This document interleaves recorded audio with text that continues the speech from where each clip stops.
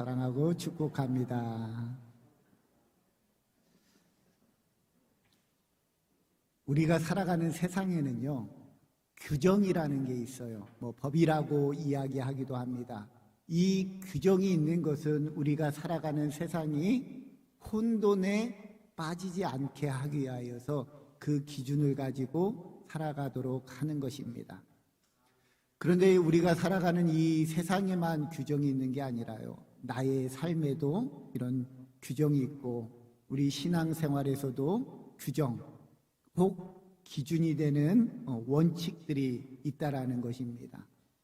그 원칙이나 기준이 우리의 것과 하나님의 것이 비슷해야 우리가 신앙생활을 하는 것이라고 이야기를 하는 겁니다. 그리고 궁극적으로는 그 하나님의 생각, 하나님의 기준과 나의 생각이 동일해질 때 그게 바로 진정한 신앙의 모습인 것입니다. 그리고 그때가 진짜 행복한 삶을 살아갈 때라는 거예요. 오늘 우리의 믿음의 성도들이 그런 행복한 삶을 사시기를 바랍니다. 하나님의 생각과 나의 생각이 일치하고 하나님의 기준과 나의 기준이 같아짐을 통하여 내 삶이 날마다 행복해지는 믿음의 삶을 사시기를 바랍니다. 오늘 본문의 말씀의 주인공은요, 아브라함입니다. 아브라함은 의로운 사람이다라는 칭호를 받은 사람이에요. 왜 그가 어떻게 의로운 사람이라는 그 칭호를 받을 수 있었습니까? 하나님의 부르심에 그가 응답하였기 때문에 그렇습니다. 본토 친척 아비집을 떠나 내가 지시할 땅으로 가라 라고 이야기하니 그가 더 생각지도 않고 하나님의 말씀에 순종하여 그 본토 아비집을 떠납니다. 우르를 떠나 어디로 이야기했는지는 알 수 없으나 그 지시한 땅으로 아브라함이 발걸음을 옮긴 거예요. 그러므로 인하여 그가 의로운 사람이다라는 칭호를 받게 된 것입니다. 아마 하나님의 생각과 아브라함의 생각은 일치했던 것 같습니다. 더 정확하게 이야기하면 하나님의 생각에 아브라함이 맞추어서 그 걸음을 걸어간 것이죠. 그렇게 의로운 사람이다라는 칭호를 받았던 아브라함의 모습을 보면은요, 오늘 본문의 말씀의 또 내용들을 살펴보면은 과연 이 사람이 진짜 하나님의 기준에 맞춰서 살고 있는 사람일까? 아니면은 진짜 이 사람이 의로운 사람이라는 칭호를 받기에 합당한 사람일까라는 의문이 드는 삶의 모습을 가지고 있다라는 것입니다. 하나님이 가지고 있는 뜻이 있었는데 그 뜻을 하나님께서는 아브라함에게 다 보여주셨고 말씀하여 주셨는데도 불구하고 아브라함은 여전히 하나님의 뜻보다 자신의 생각과 계획을 가지고 그 모든 삶의 문제를 해결하고자 하는 모습이 있다라는 것입니다. 결국 하나님의 계획과 기준에 미치지 못하는 아브라함의 삶의 모습이 있다라는 거예요. 그 기대를 미치지 못하는 삶의 모습이 무엇이냐? 오늘 본문의 말씀에 보면 그에게 후사가 없다라는 거예요. 자신의 대를 이을 자녀가 없다라는 거예요. 그래서 그는 엘리에셀이라는 자신의 몸종이 자신의 대를 이을 사람이다라고 이야기하고 있습니다. 왜 아브라함이 오늘 대를 잇는 거에 마음을 빼앗기고 있느냐? 고대 근동의 역사를 보면은요, 대를 이을 자녀를 갖지 못하는 것은 신으로부터 저주를 받은 사람이다라는 그런 내용들이 있었기 때문에 오늘 아브라함은 그 저주의 끈을 끊어내고 싶은 거예요. 그 저주의 끈을 끊어내고 싶은데 누구를 의지해야 됩니까? 그러면은 그렇죠. 하나님을 의지해야 되는 거예요. 그런데 아브라함은 하나님을 의지하기보다는 지금 무엇을 의지합니까? 자신의 생각을 의지하는 거예요. 자신의 기준을 가지고 지금 판단하고 있는 거예요. 내가 수단과 방법을 가리지 아니하고 이 저주를 끊어내야 되겠다. 그래서 엘리에셀을 자신의 후대로 삼아야 되겠다라고 이야기하고 있는 것 아닙니까? 그때 하나님께서는 아브라함에게 나타나시는 거예요. 무엇을 내게 주시려나이까? 아브라함의 이야기예요. 날마다 하나님이 아브라함에게 무언가를 주셨던 것 같아요. 그러니 하나님이 나타나는 그 순간에 주님, 나에게 무엇을 주시려고 하십니까? 라고 질문하는 거 아닙니까? 그러면서 나는 자식이 없어 지금 내 대를 이을 누군가를 찾고 있는데 그 후사로 엘리에셀을 내가 선택하였습니다. 하나님, 그러니 나의 선택을 받아주세요 라고 이야기하는 겁니다. 그러나 하나님의 생각은 그렇지 않았어요. 하나님은 아브라함의 씨에서 나온 자녀가 그의 후대를 이을 거라고 이야기를 하는 것입니다.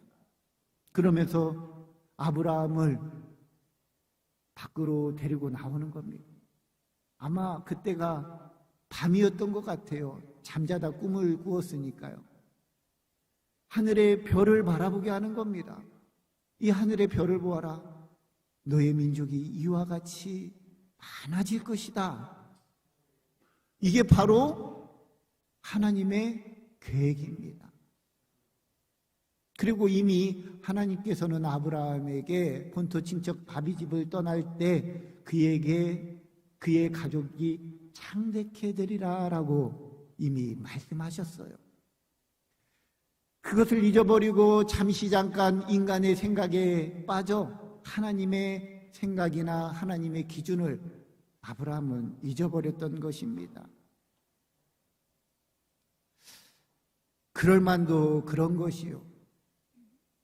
본토 친척 아비집을 떠나온 그 시점, 그리고 지금까지 아브라함이 하나님의 말씀을 믿고 의지하며 살아온 시절, 이 시절을 계산해 보기를 바랍니다. 본토 친척 아비집을 떠난 나이가 75세였어요. 그리고 본문의 말씀에 성경을 보면은 그가 가나안 땅에 정착하여 살았던 게 10년이라는 세월이 지났다라는 겁니다. 10년이라는 세월이 지나는 동안에 하나님의 약속한 말씀이 이루어질 기미가 보이지 않으니 아브라함은 마음이 조급해진 것. 그러면서 자신의 생각이, 자신의 기준이 나오기 시작한 것 아니겠습니까? 우리가요, 조급하면은 실수하게 돼 있습니다. 여유로운 마음을 가지고 기다리면은 하나님의 약속의 말씀을 얻을 수 있는데 조급하니까, 왜 하나님 이루어지지 않아요? 하나님 분명히 약속하셨는데 왜 나에게 이 일들이 이루어지지 않는 거죠? 라고 조급할 때 우리를 시험에 빠지게 하는 것입니다.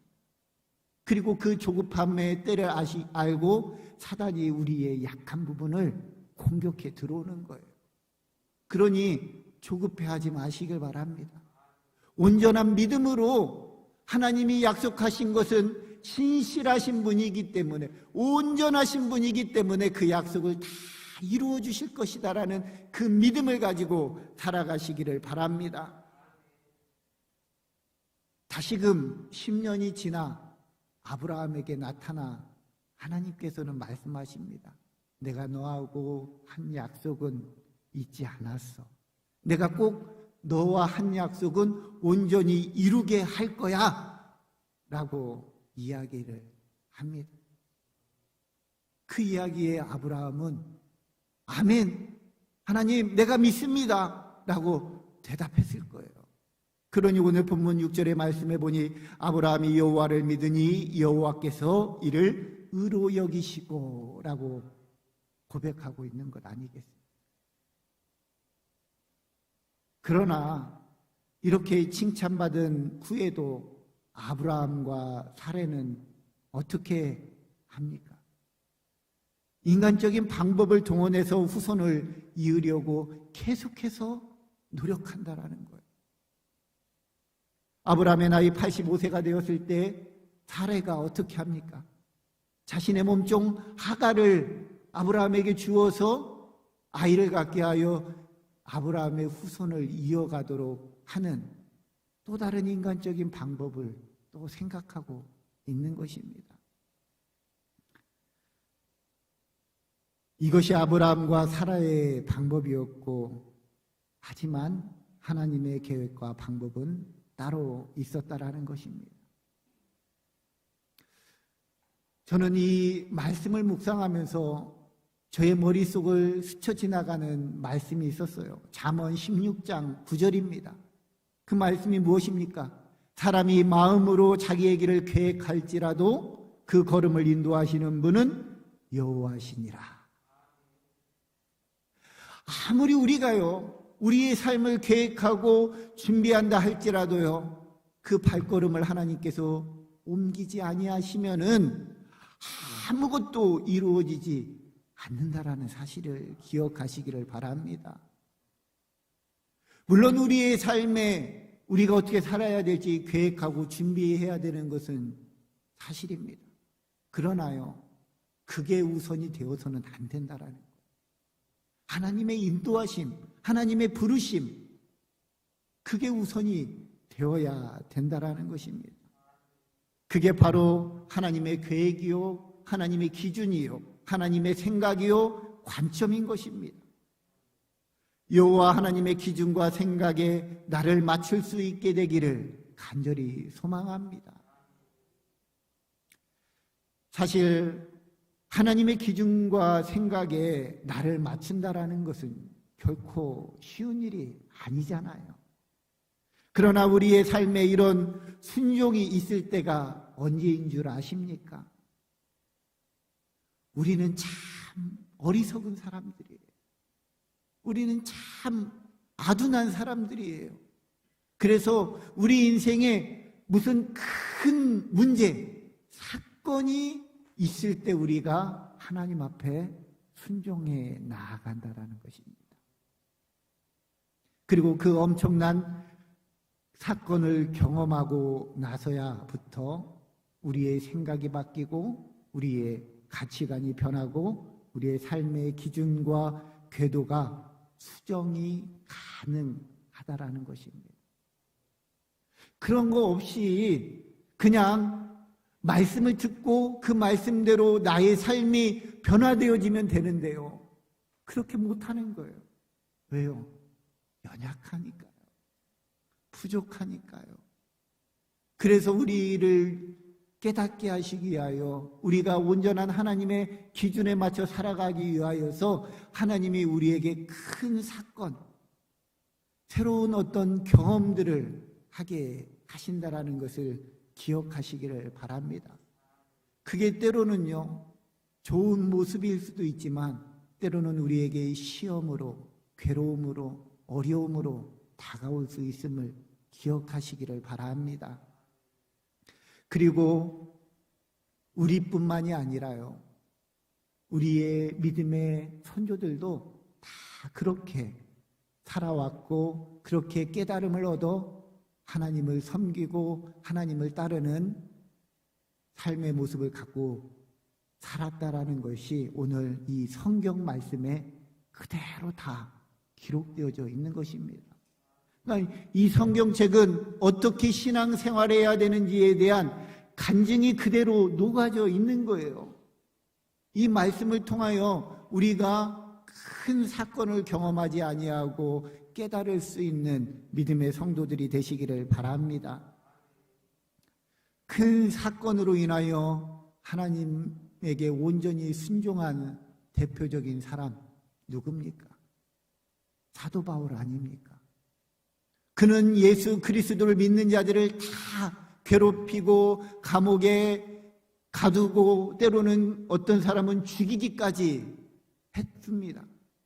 그런데 그가 한 사건으로 인하여, 다메섹에서의 사건으로 인하여 그의 인생이 송두리째 변하는 놀라운 역사가 있지 않았습니까? 그는요, 어떤 고난을 경험했습니까? 사흘 동안에 먹지도 마시지도 못하는 고난을 경험했어요. 다메섹에서 하나님 예수 그리스도를 만남으로 인하여 그 삶이 송두리째 변한 게 아니에요. 그 사건 안에는요, 고난이 있어요. 앞을 보지 못하죠. 먹지도 마시지도 못하죠. 그런 가운데 아나니아를 통하여서 그가 다시금 보게 되고 먹게 되고 회복되어지게 되는 것입니다. 변화에는요, 고통이 따르게 마련입니다. 근데 그 고통을 우리가 어떻게 받아들이느냐가 중요한 거예요. 이거는 하나님의 뜻이기에 우리가 기쁨으로 받아들이고 나의 삶의 변화의 성장통으로 받아들일 것이냐, 아니면 하나님을 원망하고 하나님을 비판할 도구로 사용할 것이냐. 그 선택은 우리에게 달려있는 것이에요. 저는 우리의 삶의 믿음의 성장통이 되기를 원합니다. 하나님, 내 삶에 놓여져 있는 이 모든 시험과 고난이요, 나의 믿음을 성장시키는 그런 성장통으로 여기며 믿음의 눈으로 그 모든 것들을 바라보게 하여 주옵소서라고 고백할 수 있게 되기를 소망합니다. 또 예수님의 제자들도 어떻습니까? 그들의 큰 사건 무엇입니까? 예수님을 만나는 사건이 있었잖아요. 그랬더니 그들이 한낱 물고기를 잡는 어부에서 사람을 낚는 어부, 생명을 살리는 어부가 되지 않았습니까? 놀라운 인생의 변화가 이루어지는 거예요. 그러면 제자들은 그냥 한순간에 그렇게 됐습니까? 예수님과 공생애 3년을 함께 지내는 동안에요, 그들은 하나님 예수 그리스도의 뜻을 깨닫지 못하여서 하나님 예수 그리스도에게 지적을 받고 왜 너희는 믿음이 없느냐라고 혼나기도 하지 않았습니다. 그런 시간들이 흘러 지나고 예수 그리스도가 죽으시고 부활하신 이후에 그들이 믿음이 다시금 성장하여 하나님의 도구로 사용되어지는 것 아니겠습니까? 한순간에 이루어지는 건 없어요. 고통 없이 성장되어지는 것은 없다라는 거예요. 때로는 그 고통이 우리를 성장시키는 하나님의 음성임을 기억하시기를 바랍니다. 구약의 선지자들의 모습을 보면은요, 우리가 지난주에 말씀을 나눴던 미가는 어떤 사람이었습니까? 양치는 목자였어요. 그런 목자가 하나님의 부르심을 받아서 그는 이스라엘 백성들에게 올바로 하나님을 섬기고 올바른 삶을 살아가도록, 윤리적인 삶을 살아가도록 외치는 선지자로 쓰임받게 되지 않습니까?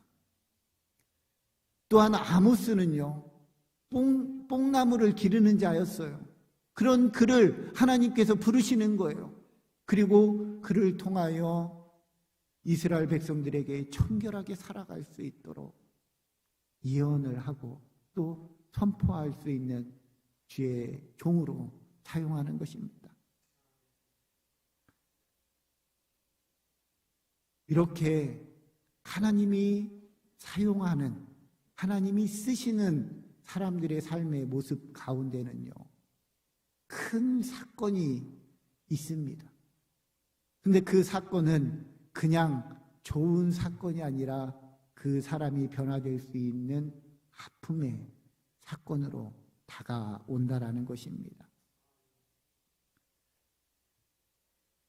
하나님께서 모세를 부를 때도 마찬가지였습니다. 호렙산에서요, 떨기나무 앞에서 하나님은 모세를 부르며 이야기합니다. 나는 거룩하니 이 거룩한 곳에서 내 신을 벗으라.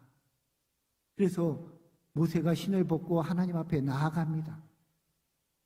그러면서 하나님이 그를 사용하시겠다고, 애굽에 종살이하고 있는 너의 민족들을 내가 출애굽시키는 구원의 역사에 너를 사용하겠다라고 말씀하십니다. 그러면 우리가 어떻게 해야 됩니까? 하나님 감사합니다. 나를 사용하여 주옵소서 라고 대답해야 되지 않겠습니까? 근데 모세는 어떻습니까? 하나님, 저는 아니에요. 저는 40년 전에 거기서 살인자로 도망쳐 나온 사람 아닙니까? 그런데 제가 어떻게 그곳으로 다시 돌아갈 수 있겠습니까? 라고 이야기하며 저는 아니에요 라고 말하며 하나님의 뜻에 순종하지 못합니다. 그래도 하나님께서는 다시 한번 모세를 부르십니다. 내가 너와 정녕 함께 있으리라 라고 말씀하시며 그를 다시금 부릅니다. 그때 모세는요, 하나님, 나에게는 아무런 능력이 없는데 내가 하나님의 이름을 어떻게 그들에게 전하고 알릴 수 있겠습니까? 라고 이야기하며 저는 못합니다 라고 이야기하는 거예요. 그때 하나님이 어떻게 하십니까? 목자이기 때문에 지팡이를 짚고 있는데 그것을 던지라는 거예요. 그럼 뭘로 변합니까? 뱀으로 변하잖아요. 그리고 다시 집으라는 거예요. 그럼 다시 지팡이로 변하는 것입니다. 그래도 믿지 못하니 너의 손을 이 속 주머니 안으로 넣어보라는 거예요. 그리고 빼라는 거예요. 그랬더니 손에 문둥병이 생기는 것입니다. 그리고 다시금 넣어라. 그리고 다시 빼라. 그러니 온전해지는 거예요. 그리고 지금 보여준 이 기적들을 가지고, 이적들을 가지고 너희 민족에게 가서 너희 민족을 구원할 수 있는 그런 일들을 행하여라 라고 말씀하시는 겁니다. 여러분들에게 그런 능력을 하나님께서 허락하신다면 여러분들은 하나님의 일꾼으로 헌신하실 수 있으시겠습니까? 모세는 아멘으로 화답하지 않았습니다. 그는 불순종으로 하나님께 다시 한번 이야기합니다. 하나님, 저는 말을 잘 못해요. 입이 뻣뻣합니다. 그래서 제가 어떻게 거기에 가서 바로와 논쟁하여 이길 수 있으며 내가 이스라엘 백성들을 설득할 수 있겠습니까? 라고 반론을 제기하는 거예요. 저는 이 말씀을 묵상할 때마다 모세가 결코 말을 못하는 입이 뻣뻣한 사람이 아니라는 것을 늘 느낍니다. 하나님과 계속 대화하는 모습을 보면은요, 이는 변론하는데 굉장한 능력을 가지고 있는 사람이에요. 어떻게든 하나님의 기준에, 하나님의 뜻에 맞추지 않기 위하여 자기 자신을 피하고자 하는 변명의 최고를 지금 보여주고 있지 않습니까? 그러면서 모세는 주여 보낼 만한 자를 보내소서라고 이야기를 하는 거죠. 계속해서 순종하지 아니하고 변명을 늘어놓으니 하나님께서 어떻게 하십니까? 출애굽기 4장 14절의 말씀에 보면 여호와께서 모세를 향하여 노하셔 이르기를 많은 것들을 주고 많은 것들을 보여주고 많은 것들로 설득하였음에도 불구하고 하나님의 기준에 맞춰 살지 아니하고 하나님의 뜻대로 살지 아니하니 하나님이 어떻게 하십니까? 노하시는 거예요. 그렇기 때문에 그의 삶에 어려움이 다가오는 거예요. 그렇게라도 해서 하나님께서 그를 사용하시기 위함인 것.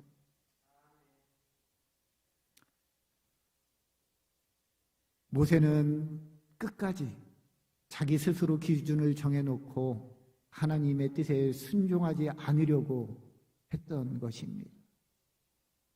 하나님의 기준에 맞추어서 하나님은 다 예비해 놓으셨는데 자기 생각에 자기 기준에 맞춰서 나는 아니라고, 나는 결단코 그럴 사람이 아니라고 이야기하며 지금 하나님의 뜻을, 하나님의 기준을 밀어내고 있는 것입니다.